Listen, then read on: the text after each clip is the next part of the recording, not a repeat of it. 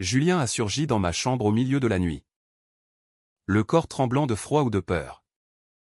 Et s'est glissé sous mes couvertures sans un mot. Son souffle chaud contre mon cou provoquant un choc électrique qui m'a figé sur place. Le lendemain matin. Au lieu de s'excuser ou de rire pour dédramatiser.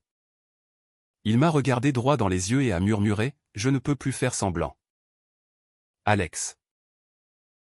Cette confession a brisé le fragile équilibre de notre colocation. Transformant notre appartement parisien en un champ de mine émotionnelle où chaque regard, chaque silence, menaçait d'exploser. Je m'appelle Alex. J'ai 25 ans. Et je vis à Paris depuis 3 ans. Étudiant l'architecture à la Sorbonne tout en travaillant comme barista dans un café du Marais. Julien, mon colocataire depuis 1 an, est un ingénieur de 26 ans. Hétéro assumé. Avec une petite amie régulière et une famille conservatrice en banlieue. Du moins. C'est ce que je croyais.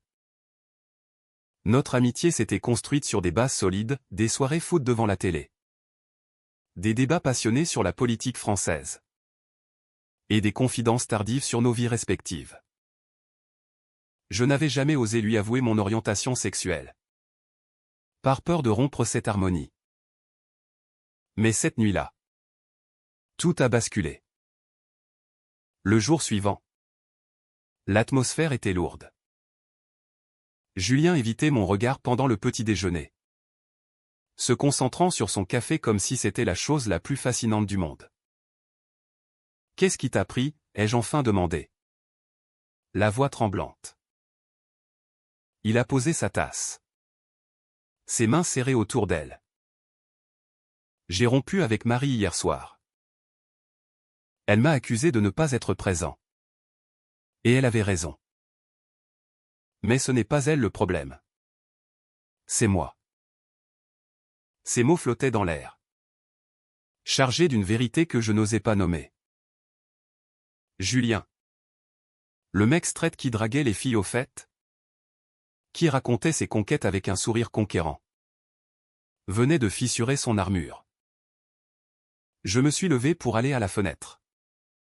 Regardant la rue animée en bas de notre immeuble haussmannien.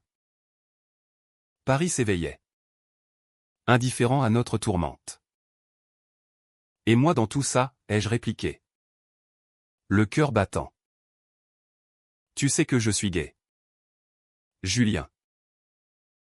Si c'est une phase ou une confusion. Il s'est approché. Posant une main sur mon épaule. Ce n'est pas une phase. J'ai toujours su. Au fond. Mais ma famille. Mon père est un fervent catholique. Ma mère rêve d'un mariage traditionnel avec des petits-enfants. J'ai enfoui ça pour eux. Ses yeux brillaient d'une vulnérabilité que je n'avais jamais vue. À cet instant, j'ai ressenti un mélange de joie et de terreur. Joie parce que cet homme que j'admirais en secret semblait partager mes sentiments, terreur parce que je connaissais trop bien les pièges de la société française. Où malgré les lois progressistes, les préjugés persistent dans les cercles familiaux et professionnels. Les jours suivants furent un tourbillon. Julien et moi parlions des heures. Explorant nos sentiments naissants. Il me racontait son enfance en banlieue. Les attentes pesantes de ses parents. Son père qui l'avait forcé à jouer au rugby pour devenir un vrai homme. Moi. Je partageais mes propres batailles, le coming out douloureux à 18 ans. Le rejet initial de mes amis d'enfance.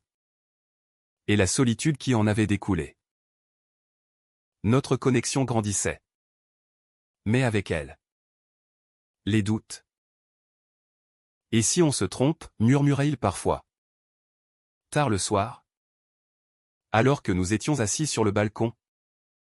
Fumant une cigarette. Si c'est juste la proximité de la colocation? Je hochais la tête. Feignant la confiance. Mais intérieurement, je me torturais. Était-ce réel? Ou Julien cherchait-il simplement une échappatoire à sa vie étouffante? Puis vint le premier conflit. Marie, l'ex de Julien, appela un soir. Elle voulait des explications. Julien, paniqué, lui mentit, prétextant une dispute banale. Mais elle insista.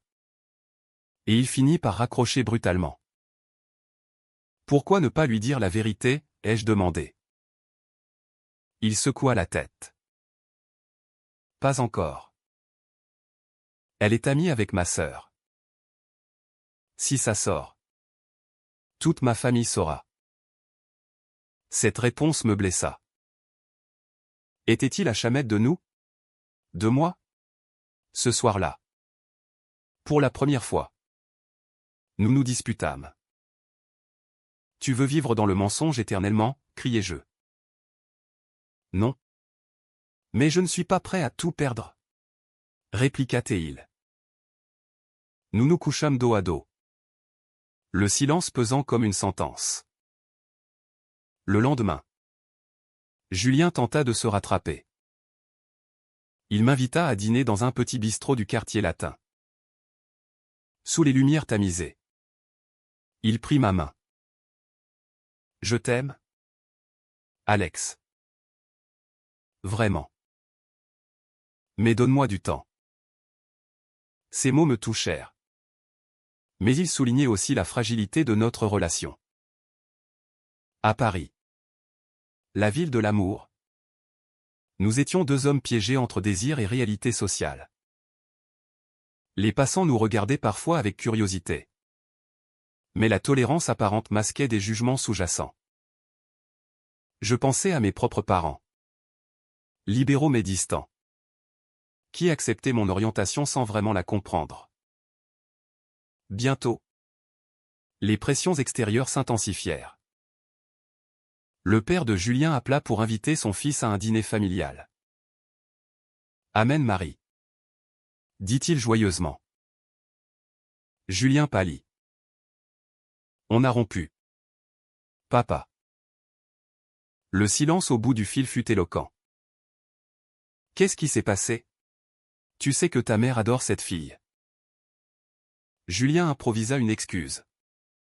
Mais je vis le poids sur ses épaules. Ce mensonge le rongeait. Je ne peux pas leur dire pour nous. Avoua-t-il plus tard. Pas maintenant. Je compris. Mais cela creusa un fossé. Étais-je prêt à être son secret? Les semaines passèrent. Notre relation oscillant entre moments de tendresse et crises de doute. Un soir, après une journée épuisante, Julien rentra ivre d'une soirée avec des collègues. Il me charriait sur ma rupture, marmonna-t-il. Il disait que je devais me trouver une nouvelle nana. Il s'effondra sur le canapé, tête entre les mains. Je me sens comme un imposteur. Je m'assis beside lui, l'enlaçant. Tu n'es pas obligé de tout leur dire. Mais à moi. Sois honnête. Il leva les yeux. Des larmes coulant. J'ai peur de te perdre si je ne change pas. Ce fut le début d'une phase plus sombre. Julien commença à éviter les appels de sa famille, prétextant du travail. Mais les mensonges s'accumulaient. Et avec eux, la culpabilité. Moi, je luttais contre ma propre impatience. J'avais vécu dans le placard trop longtemps, je ne voulais pas y retourner. Pourtant, pour lui, j'essayais. Un jour, je surpris une conversation avec sa sœur. Julien. Maman s'inquiète. Tu n'es plus toi-même. Il raccrocha. Frustré. Elle ne comprendrait pas. La tension culmina lors d'une fête chez des amis communs. Un couple gay était. Ouvertement affectueux. Julien les observa avec envie. Mais quand quelqu'un demanda s'il voyait quelqu'un, il répondit vaguement, pas pour l'instant. Cela me piqua au vif. Plus tard. Dans la rue. Je l'affrontai. Tu as honte de moi. Il n'y a. Mais ses yeux disaient le contraire. C'est compliqué. Alex. Ma carrière. Ma famille. Nous rentrâmes en silence. Le gouffre s'élargissant. Les jours suivants furent marqués par une distance croissante. Julien passait plus de temps au bureau. Rentrant tard. Évitant les conversations profondes. Moi. Je me réfugiais dans mes études. Dessinant des plans d'architecture qui reflétaient mon chaos intérieur, des structures instables. Prêtes à s'effondrer. Un soir, seul dans l'appartement, je reçus un appel de ma mère. « Comment va ton coloc ?» demanda-t-elle innocemment. Je hésitai, puis avouai partiellement. On n'est plus que des colocs. Maman. Elle fut surprise mais supportive. Tant que tu es heureux. Mon chéri. Cela me réconforta.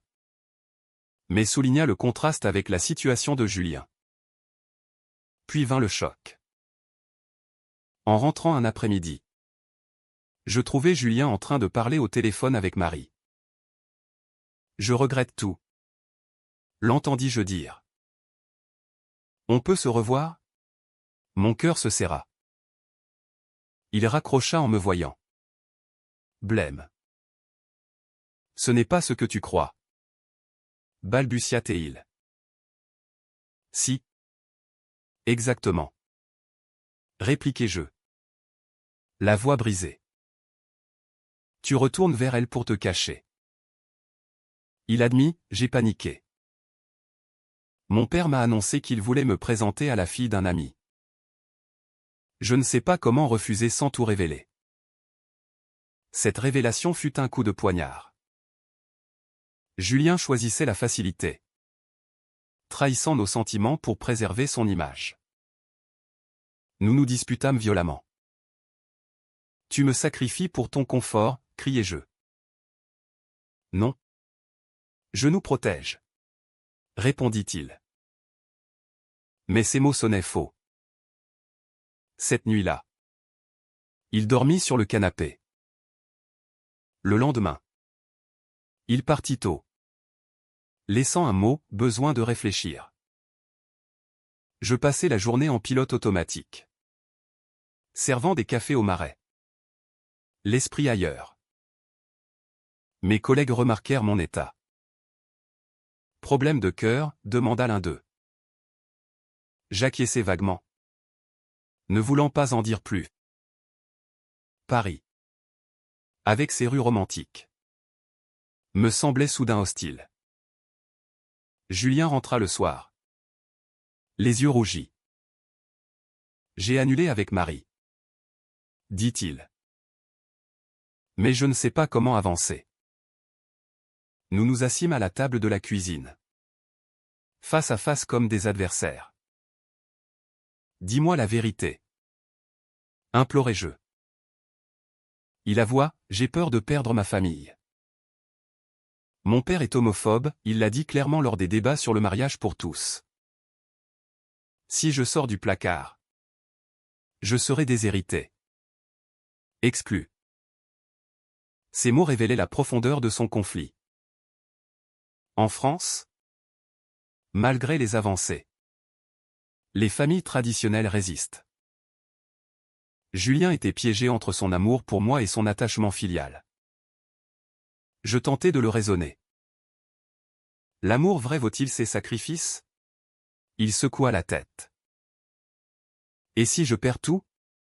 Mon job en dépend aussi, mon boss est conservateur. Cette réalité me frappa. Notre relation n'était pas qu'une affaire privée, elle touchait à des enjeux sociétaux plus larges, discrimination au travail, pression familiale, normes hétéronormatives persistantes. Nous décidâmes d'une trêve. Mais la méfiance s'était installée. Bientôt, un événement extérieur accéléra les choses. La sœur de Julien, Sophie, débarqua à l'improviste. Julien m'a dit que tu étais un super coloc, dit-elle en entrant. Nous fîmes bonne figure. Mais la tension était palpable. Pendant le dîner, elle posa des questions sur la rupture avec Marie. Julien éluda. Mais Sophie insista. Tu as quelqu'un d'autre? Il rougit. Non. Je me sentis invisible, humilié. Après son départ, je explosai. Tu me nies devant ta propre sœur. Il s'excusa. Mais le mal était fait. Cette trahison me poussa à réfléchir à mes propres limites. Étais-je prêt à accepter une relation clandestine? Mes amis gays me conseillaient de partir. Tu mérites mieux, Alex. Mais mon cœur s'accrochait. Julien, sentant mon éloignement, fit un geste, il m'invita à une promenade au jardin du Luxembourg. Là, sous les arbres centenaires, il me prit la main publiquement pour la première fois. Je vais essayer, promit-il. Ce moment fut magique, mais fragile. Pourtant, les ombres persistaient. Un appel de son père annonça une visite familiale imminente. Toute la famille vient pour Pâques, dit-il. Panique. Que vais-je leur dire sur toi?